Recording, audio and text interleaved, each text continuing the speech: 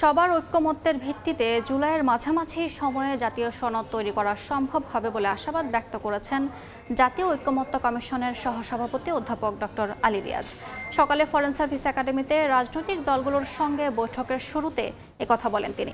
সংস্কারের ব্যাপারে মানুষের প্রত্যাশা করছে জানিয়ে আলী রিয়াজ বলেন, দলীয় অবস্থানের কারণে প্রতিদিনের আলোচনায় অর্জন না হলেও এক জায়গায় পৌঁছাতে আশাবাদী কমিশন।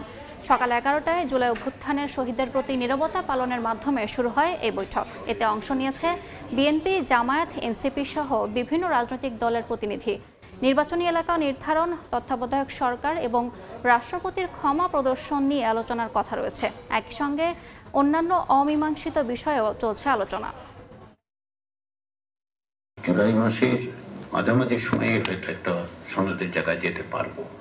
এটা আপনাদের সকলের প্রচেষ্টা, সকলের আন্তরিক সহযোগিতাটা হচ্ছে সবচেয়ে বড় জিনিস। দায় এবং দায়বদ্ধতা সেটা আপনারা সকলে প্রাণ দিয়ে অনুভব করেন, আমরা সকলে প্রাণ দিয়ে অনুভব করি। মানুষ সেটা প্রত্যাশা করেন, তারা আমাদের দিকে তাকিয়ে আছেন। আমি আশা করি যে আমরা অবশ্যই এই মাসের মধ্যে, সম্ভবত জুলাই গণঅভ্যুত্থানের যে উত্তুঙ্গ পর্যায়ে ছিল, মাঝামাঝি জুলাই মাসের বা তৃতীয় সপ্তাহের মধ্যে এক জায়গায় যেতে পারবো।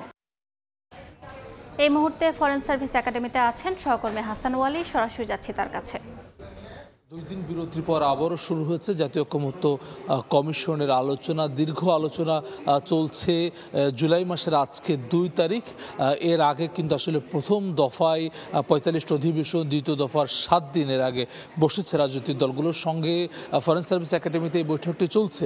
আজকে মূলত 3টি বিষয় নির্ধারণ করা হয়েছে, যেটা নির্বাচনী এলাকা নির্ধারণ, অর্থাৎ বিভিন্ন জায়গায় নির্বাচনী আসনের যেই এলাকা রয়েছে সেই জায়গা নিয়ে আসলে অনেক জায়গায় অভিযোগ রয়েছে, সেসব বিষয় নিষ্পত্তি।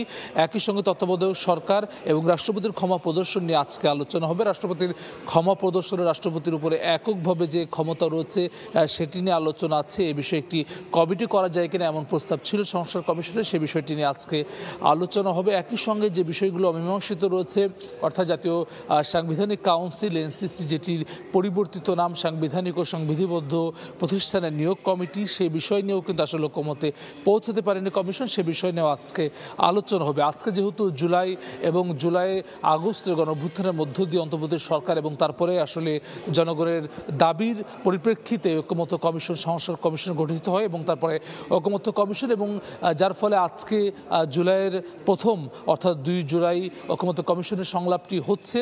এবং একই সঙ্গে আজকে শুরুতে ঐক্যমত্য কমিশনের সহসভাপতি অধ্যাপক আলী রিয়াজ বলেছেন যে জুলাইয়ের মধ্যেই যে জুলাই সনদ বা জাতীয় সনদ সেটি তারা বাস্তবায়ন করতে চান।